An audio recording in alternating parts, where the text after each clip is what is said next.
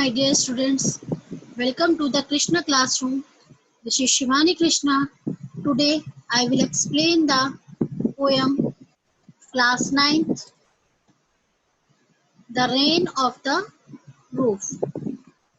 Okay, ये हमारी जो थर्ड चैप्टर है उसी चैप्टर की आगे कंटिन्यू हमारी पोएम है ये. Okay, the rain of the roof.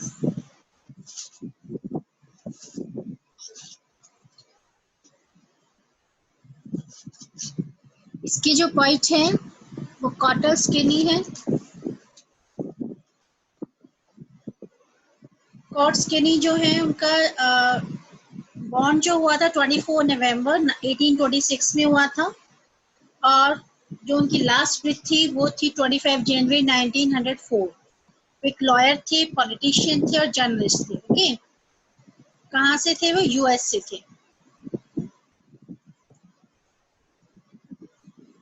किनी जो थे वो उन्होंने एक इंस्पिरेशन कॉट किया जिससे कि उनको क्या चीज अच्छी लगी उनको one night while trying to do sleep in the old college dormitory. उन्होंने एक चीज वहाँ पे कैच की. क्या चीज कैच की कि जब बारिश हो रही थी, the rain on the roof, तो उन्होंने क्या चीज फील की, उस चीज को इन्होंने अपने इस पोएम में एक्सप्लेन किया है. ओके, फर्स्टली हम स्टार्ट करते हैं poem. When the sky is covered with dark clouds, and it starts raining, when you ever listen to the patter of soft rain on the roof. कहते जब sky में black clouds, जब sky black cloud से cover हो जाता है, rain start हो जाती है, तो क्या तुमने, कौन कह रहा है? पॉइंट बोल रहे हैं कि क्या तुमने रूफ पर पड़ने वाली जो रेन होती है उसकी साउंड को सुना है? पैटर ऑफ सॉफ्ट रेन से मतलब है जो मधुर बारिश की जो आवाज होती है, पटपटाहट की आवाज जो होती है, पटाहट की जो आवाज होती है, क्या तुमने उसको सुना है? What thought flashed through your mind as you hear this melody of nature? कहते हैं कि यदि आपने कभी सुना है तो आपके मन में, आपके माइंड में ऐसे कौन से थॉट्स आए जब तुमने एक नेचर को के इस साउंड को सुना, नेचर की इस आवाज को सुना, नेचर की इस मेलोडी को सुना. राइट, कहते हैं read the poem to find out what the poet dreamed of while listening to the rain. बारिश जो है, रेन की जो साउंड है, उसको सुनते ही पोएट ने क्या ड्रीम देखा, इसको जानने के लिए हम लोग ये पोएम को पढ़ेंगे. Okay, when the humid shadows hover over all the stairs, piers, and the melancholy darkness, gently in rainy tears, what a bliss to press the floor of a cottage chamber, bed, and lie listening to the patter or the soft rain overhead. Humid means sweat. Okay, hover होता है आपका कि remain in one place to another place, one place to in the air या फिर another place, यानी कि इधर से उधर जाना, मिस मंडराना. ओके, आपका स्टारी होता है full of stars. ओके, और आपका स्पेयर होता है a solid figure जो completely round होती है, every point और equal distance होती है from the center. Okay, and आपका मेलनकॉली होता है बेटा सैड. ओके, एंड आपका इसमें ब्लिस होता है आपका happiness. Low, I think you know very well. Okay, and cottage chamber, bag यानी घर, जो उसका छोटा सा मकान है, चैम्बर आपको पता है room, and patter. What is the patter? Patter होता है अ साउंड ऑफ ड्रॉप. अभी मैंने आपको बताया था, पटाखा साउंड, बारिश, a साउंड ऑफ ड्रॉप, बारिश की बूंदों की या फिर पानी की आवाज को बोलते पटपटाना। एंड ओवरहेड यानी अबव हेड। अंडरस्टूड। अब मैं क्या करती हूँ कि जब ह्यूमिड वाली शेडोज मंडराती है, ह्यूमिड यानी वेट यानी नमी वाली, ओके, मंडराती है, तो स्टेरिस्फेयर, तो सितारों से भरे हुए, स्पेयर होता है मंडल हमारा, जैसे आकाश, ओके, गगन मंडल पर कैसा, मेलनकली यानी उदास, सेड से भरा हुआ, डार्कनेस धीरे से, कैसे बरसाती, रेनी, टीयर्स बहाकर क्या करता है, रोता है, वीप करता है। समझ में आया। कहते हैं कि जब नमी वाली शेडोज मंडराती हैं तो स्टार से भरे स्काई पर, जब सैडनेस वाला डार्कनेस यानी सैडनेस वाला अंधेरा धीरे से रेनी टीयर्स से बहाकर रोता है। What a bliss to press the pillow of a cottage chamber bed and lie listening to the patter of the soft rain overhead.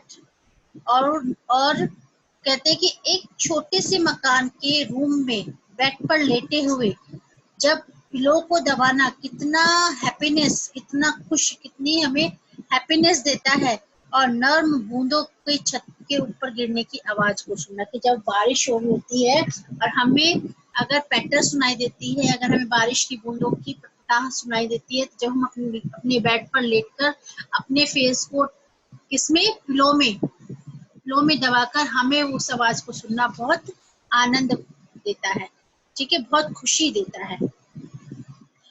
Every tinkle on the shingles has an echo in the heart, and 1,000 dreamy fancies into busy being start, and 1,000 recollections weave their air threads into roof as I listen to the patter of the rain upon the roof. Tinkle देखिए, tinkle होता है आपका ringing sound, झनकार कहते हैं tinkle, okay. And आपका eco तो आपको idea ही होगा, रिफ्लेक्टेड साउंड होती है, इको अलग से साउंड निकल के आती है। ड्रीमी यानी ड्रीम, ओके। फैंसीज यानी इमेजिनेशंस, ओके, फैंसीज यानी इमेजिनेशन, और आपका रिकलेक्शन मेमोरीज, और आपकी वीव पैटर्न ऑफ वीविंग यानी बुनना, राइट।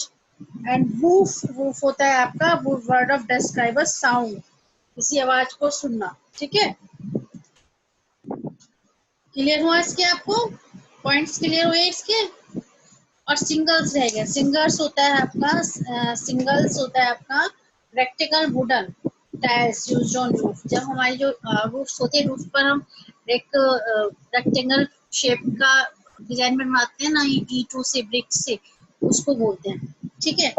वो कहते हैं गोल गोल पत्थरों पर, कैसे, राउंड राउंड पत्थरों पर, एवरी कैसा, झनकार, टिंकल वाली गूंज जब पैदा होती है, इको, राइट ना, गूंज, इको से मतलब है गूंज से, जब वो आवाज सुनाई देती है तो कितने 1,000 ड्रीम्स की इमेजिनेशन में हम बिजी हो जाते हैं।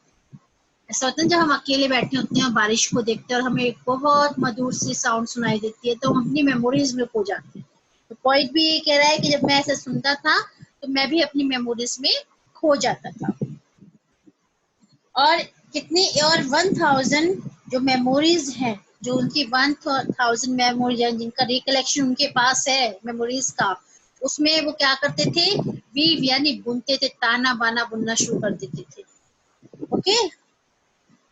वूफ होता है इस ताना बाना बुनना, राइट। वो सब चीजें वो बुनना शुरू कर देते थे, जैसे ही as I listen to the patter of the room rain of the upon the roof, जैसे ही छत पर पानी की बूंदें गिरने की आवाजें सुनता हूँ। कहते हैं कि गोल गोल पत्थरों पर जितनी भी झनकार का पड़ती है, छत पर जो हमारी रूफ पर जो हमारी ट्रायंगल्स हैं उन पे जब झनकार पड़ती है तो वो कैसी मेरे हार्ट में एक गूंज पैदा कर देती है, एक इको पैदा कर देती है, जिससे कि मैं 1000 जो इमेजिनेशंस है मेरी उनकी जो 1000 हमारी मेरी ड्रीम्स हैं मैं उनकी कल्पनाओं में बिजी हो जाता है, मेरा मन बिजी होना शुरू हो जाता है और 1000 मेमोरीज का ताना बुनना शुरू हो जाता है जैसे ही छत पर पानी की बूंदें गिरने की आवाज में सुनता हूँ। कौन कह रही है? पोइट बोल रहे हैं। Now in memory comes my mother, and she used in years agone to regard the darling dreamers. Years she left them till the dawn. Oh, I feel her fond look on me as I listen to his refrain, which is the played upon the singers by the patter of the rain. Okay, agone होता है बच्चों past time, right? क्या होता है? Past time. और आपका dreamer, ये तो आपको आइडिया होगा, वन हु ड्रीम जो हमारा सपने होते हैं। एर होता है बिफोर, क्या होता है? बिफोर। एंड डॉन होता है अर्ली मॉर्निंग, जब सूरज निकलने के लिए स्टार्ट होता है। और आपका फॉन्ड लुक होता है आपका, जिसमें कि कहते हैं लविंग गेज, जब हमें कोई बड़े प्यार से हमारी प्यार वाली एक नजर से हमें देखते हैं, लविंग गेज, स्नेह भरी नजर। ओके, सिंगल्स मैंने आपको बताया ये अभी गोल पत्थर सिंगल जो हमारी रूफ पे यूज होते हैं।